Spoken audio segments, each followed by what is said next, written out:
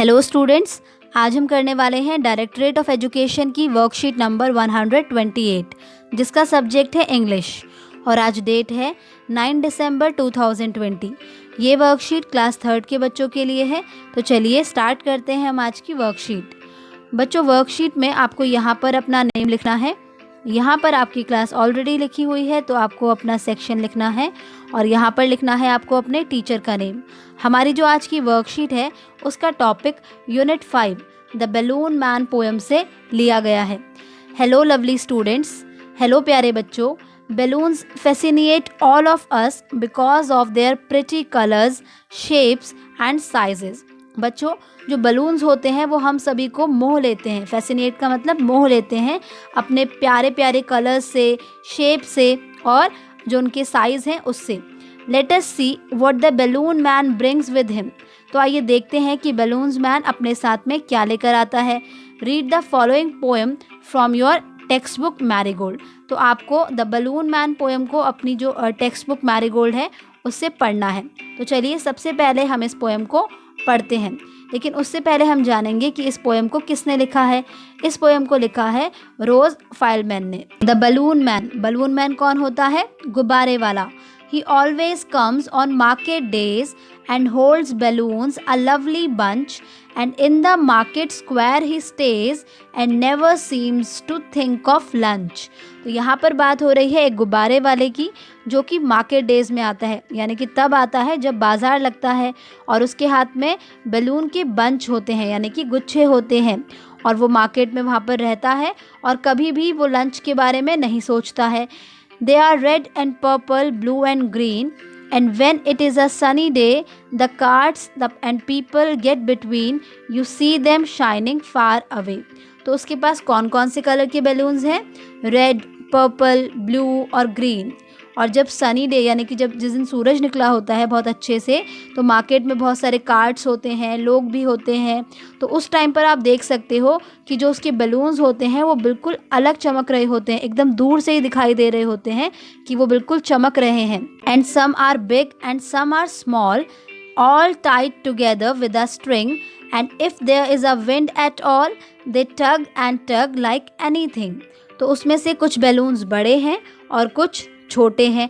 उन सभी को एक साथ स्ट्रिंग से, स्ट्रिंग क्या होता है? धागा, तो उससे एक साथ बांधा हुआ है। And if there is a wind at all, और जब हवा चलती है वहाँ पर तो जितने भी बलून्स होते हैं वो क्या हो जाते हैं? आपस में टग हो जाते हैं, यानी कि आपस में बंध जाते हैं या फिर उलझ जाते हैं। Someday perhaps he will let them go and we shall see them sailing high and stand and watch them from below, they would look pretty in the sky. तो अब वो बच्ची क्या कह रही है कि कभी शायद ऐसा होगा कि वो सारे बलून्स को ऊपर आसमान में उड़ा देगा और वो जो बलून्स हैं वो बहुत ज़्यादा हाई यानी कि बहुत ज़्यादा ऊंचे उड़ जाएंगे और हम नीचे खड़े होकर उन्हें ऊपर उड़ते हुए देखते रहेंगे और जब वो आसमान में उड़ रहे होंगे तो वो बहुत ही प्रिटी यानी कि बहुत ही प्यारे लग रहे होंगे। तो बच्चों, ये है द बलून मैन पोएम। इस पोएम को लिखा है रोज फाइलमैन ने। किसने लिखा है? रोज फाइलमैन ने। ठीक है बच्चों, तो अब आप इस पोएम को बहुत अच्छे से पढ़ चुके हैं। तो चलिए अब हम करते हैं worksheet. Following lines have been taken from the above poem. Can you answer the questions given below based on these lines. तो ये जो लाइन्स हैं इन्हें आपकी जो पोएम द बैलून मैन है वहाँ से लिया गया है। आपको इन लाइन्स को पढ़ना है और उसके बाद जो नीचे क्वेश्चंस हैं उनके आंसर देने हैं। He always comes on market days and holds balloon a lovely bunch, and in the market square he stays and never seems to think of lunch. तो जैसा कि हम ऑलरेडी इसको पढ़ चुके हैं कि वो हमेशा मार्केट डेज में आता था और उसके हाथ में बैलून्स के बंच होते थे यानी गुच्छे होते थे, है ना, और वो मार्केट में हमेशा वहाँ पर रहता था और वो कभी भी खाने के बारे में यानी कि लंच के बारे में नहीं सोचता था। तो फर्स्ट क्वेश्चन है, right a pair of rhyming words from the lines given above.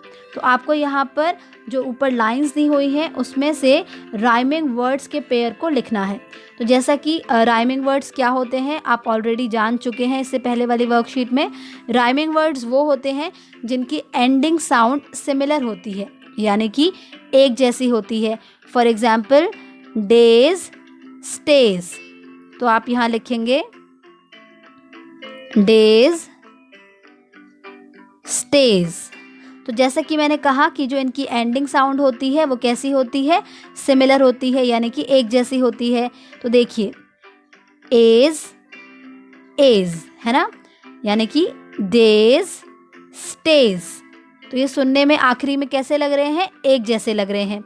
ऐसे ही एक और पेयर लिखेंगे तो वो है बंच, लंच। तो आप यहाँ लिख देंगे bunch, lunch.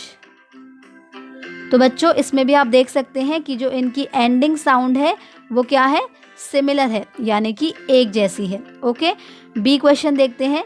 When does the balloon man come? Balloon man कब आता था? तो जैसा कि अभी हमने पढ़ा, ऑन मार्केट डेज। तो आप यहाँ लिख देंगे ऑन मार्केट डेज। ठीक है, नेक्स्ट क्वेश्चन है the meal we eat in the afternoon is called. तो जब हम जिस खाने को हम दिन में खाते हैं उसे हम क्या कहते हैं?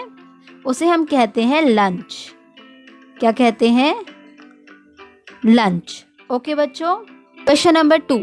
अ balloon man is selling balloons of so many colours but he got confused with the names of the colours, can you help him out? तो बैलून मैन जो है वो बहुत सारे कलर के बैलून्स बेच रहा था, लेकिन वो थोड़ा कंफ्यूज हो गया कि कौन कौन से कलर के बैलून्स हैं। तो आइए हम उसकी हेल्प करते हैं। तो बताइए कि ये कौन से कलर का बैलून है? बिल्कुल, ये है ब्लू कलर का। तो आप यहाँ लिख देंगे ब्लू, यानी कि नीला। और ये कौन से कलर का है? ये है येलो, यानी कि पीला। और इस बैलून का कौन सा कलर है? ग्रीन, यानी कि हरा। और ये बलून है रेड कलर का, यानी कि लाल। ठीक है बच्चों, question number 3। The beautiful world is all about colours, can you observe and tell the colour of? बच्चों ये जो सुंदर सा संसार है, इसमें अगर आप ध्यान से चीज़ों को ऑब्जर्व करोगे तो ये बहुत ही कलरफुल है, यानी कि हर चीज़ का कोई ना कोई कलर है। आइए कुछ चीज़ों को ऑब्जर्व करते हैं और उनके कलर को लिखते हैं। तो जैसे कि योर हेयर, आपके बालों का रंग। तो बताइए कि आपके बालों का रंग कैसा है? तो जैसा भी आपके बालों का कलर है उसे आप यहाँ पर लिख देंगे। अगर ब्लैक है तो ब्लैक, अगर ब्राउन है तो ब्राउन, जैसा भी है। ओके, नेक्स्ट है स्काई। तो स्काई का कलर कैसा होता है? स्काई का कलर होता है ब्लू। तो आप यहाँ लिख देंगे ब्लू, यानी कि नीला। मिल्क, मिल्क का कलर कैसा होता है?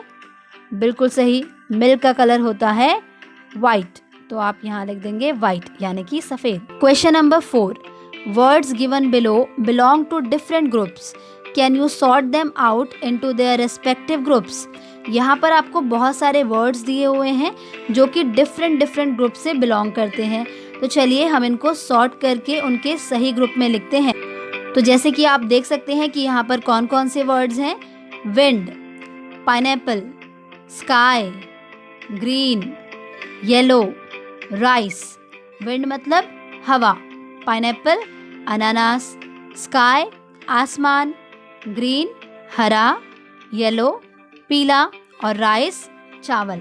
ठीक है बच्चों, तो आपको क्या करना है, इनके ग्रुप में सही जगह पर लिखना है। तो जैसे कि सबसे पहले हम देखेंगे नेचर। तो इनमें से कौन सी ऐसी चीज़ है जो कि नेचर से रिलेटेड है?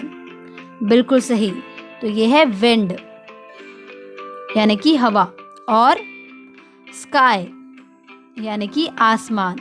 नेचर क्या होता है? प्रकृति। ठीक है, अब हमें दो चीज़ों के नाम लिखने हैं जो कि फूड से रिलेटेड हो, यानी कि खाने की चीज़ों से रिलेटेड हो। तो जैसे कि पाइनएप्पल, तो आप यहाँ लिख देंगे पाइनएप्पल। ऐसे ही दूसरा है राइस, यानी कि चावल, तो आप यहाँ लिख देंगे राइस। उसके बाद आपको यहाँ पर लिखने हैं कलर्स। तो बताइए कि इन वर्ड्स में से कौन कौन से कलर्स यहाँ पर आएंगे? बिल्कुल, ग्रीन यानी कि हरा एंड येलो यानी कि पीला। ठीक है, इसी के साथ आपकी आज की वर्कशीट कंप्लीट होती है।